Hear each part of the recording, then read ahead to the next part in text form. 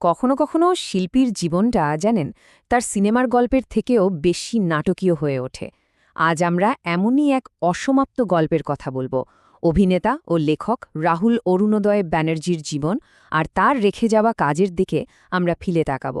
তার মতো একজন উজ্জ্বল প্রতিভা যেভাবে হঠাৎ করে চলে গেলেন, তার সত্যিই একটা গভীর শূন্যতা তৈরি করেছে। এই লাইনটা হঠাৎ করেই থেমে গেল চাকা, এটা শুধু একটা কথার কথা না, এটা যেন তার নিজের জীবনেরই একটা প্রতিচ্ছবি। তার প্রথম সিনেমার নাম ছিল চাকা, যেখান থেকে তার যাত্রা শুরু। আর কি দুর্ভাগ্যজনকভাবে এই একটা লাইনই তার আকস্মিক সমাপ্তিটাকেও মনে করিয়ে দেয়। খবরটা যখন এলো তখন সেটা ছিল বিনা মেঘে বজ্রপাতের মতো। এক রবিবারের বিকেলে যখন সবকিছু একদম স্বাভাবিক মনে হচ্ছিল, ঠিক তখনই এই দুঃসংবাদটা টলিউডের স্টুডিও পাড়া থেকে শুরু করে অগণিত দর্শকের মনে একটা গভীর শোকের ছায়া নামিয়ে আনল। তাহলে ঠিক কি ঘটেছিল সেই দুর্ভাগ্যজনক দিনটাতে? রবিবার সকালে ওড়িশার তালসারিতে একটা সিরিয়ালের শুটিং চলছিল। দুপুরে সমুদ্রে একটা নাচের দৃশ্য শ্যুট করার সময় মর্মান্তিক দুর্ঘটনাটা ঘটে। তিনি চোরাবালিতে তলিয়ে যান। তাকে খুব তাড়াতাড়ি উদ্ধার করে দীঘা হাসপাতালে নিয়ে যাওয়া হলেও শেষ রক্ষা আর হয়নি।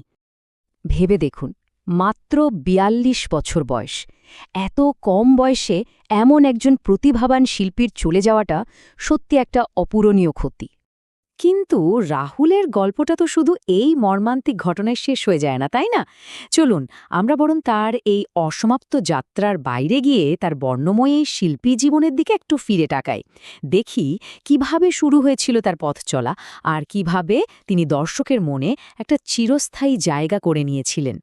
অভিনয়ের শুরুটা কিন্তু হয়েছিল তার নিজের পরিবারেই। ওর বাবা নিজেও একজন নাট্য ব্যক্তিত্ব ছিলেন, আর তার হাত ধরে রাহুলের এই জগতে আসা। তার কেরিয়ারের দিকে তাকালে দেখবেন পথ চলাটা বেশ চোখে পড়ার মতো।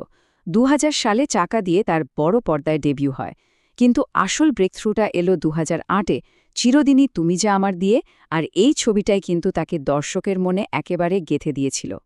কিন্তু জানেন, রাহুলের প্রতিভা শুধু অভিনয়ের মধ্যেই আটকে ছিল না। তার জগৎটা ছিল আরও অনেক বড়, যা তাকে একজন সম্পূর্ণ শিল্পী করে তুলেছিল। মানে তিনি একাধারে অভিনেতা ছিলেন, আবার অন্যদিকে তার কলমও চলত দারুণ। বেশ কয়েকটা বইও লিখেছেন। শুধু তাই না, নতুন প্রজন্মের সঙ্গে তাল মিলিয়ে একটা ইউটিউব পডকাস্টও শুরু করেছিলেন, যেখানে তিনি নানান গুরুত্বপূর্ণ বিষয় নিয়ে গুণী মানুষদের সাথে আলোচনা করতেন। স্বাভাবিকভাবেই তার এই হঠাৎ চলে যাওয়াটা তার বন্ধু আর সহকর্মীদের জন্য একটা বিরাট বড় ধাক্কা। চলুন শোনা যাক তারা কি বলছেন। তার এক সহকর্মী যেমন বলছিলেন যে তিনি এখনও বিশ্বাসই করতে পারছেন না যে খবরটা সত্যি। আর এই শোকের মধ্যেও তিনি রাহুলের অভিনয়ের প্রশংসা করতে ভুলেননি। বলছিলেন রাহুল একজন অত্যন্ত ভালো অভিনেতা ছিল। আর সব কিছুর উপরে তো থাকে পরিবারের কষ্ট, তাই না? তার এক ঘনিষ্ঠজনের একটা কথাতেই সেই গভীর যন্ত্রণাটা ফুটে ওঠে। ওর মাকে গিয়ে কি বলবো? এর থেকে বড় কষ্ট আর কি হতে পারে? যারা তাকে কাছ থেকে চিনতেন, ভালোবেসে বাবি বলে ডাকতেন, তাদের শোকটা আরও গভীর। তাদেরই একজন বলছিলেন, বিশ্বাসই হচ্ছে না বাবি আর নেই। এই বাবি ডাকটার মধ্যেই যেন অনেকখানি শূন্যতা লুকিয়ে আছে। রাহুলের এই চলে যাওয়াটা কিন্তু পেছনে কিছু খুব জরুরি প্রশ্ন রেখে গেছে, এমন কিছু প্রশ্ন যা নিয়ে এখন পুরো ইন্ডাস্ট্রিকে ভাবতে হচ্ছে। সবথেকে বড় যে প্রশ্নটা এখন সবার মনে ঘুরছে সেটা হলো সেটের নিরাপত্তা নিয়ে। অনেকেই প্রশ্ন তুলছেন, এরকম একটা ঝুঁকিপূর্ণ দৃশ্যের শুটিংয়ের সময় কি যথেষ্ট সেফটি মেজার্স ছিল? শুধু তাই না, শুটিংয়ের পারমিশন নিয়েও একটা বিতর্ক তৈরি হয়েছে।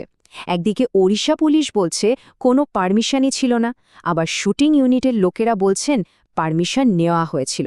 ফলে পুরো বিষয়টা নিয়ে একটা ধোঁয়াশা তৈরি হয়েছে। দিন শেষে এই একটাই প্রশ্ন আমাদের ভাবায়, রাহুলের মতো একজন প্রতিভাবান শিল্পীর এমন মর্মান্তিক মৃত্যুটা ইন্ডাস্ট্রির কাছে ঠিক কী দাবি করছে? তার স্মৃতিকে যদি সত্যিই সম্মান জানাতে হয়, তাহলে কোন আলোচনাগুলো আজ শুরু করাটা সবচেয়ে জরুরি, যাতে ভবিষ্যতে এমন ঘটনা আর না ঘটে?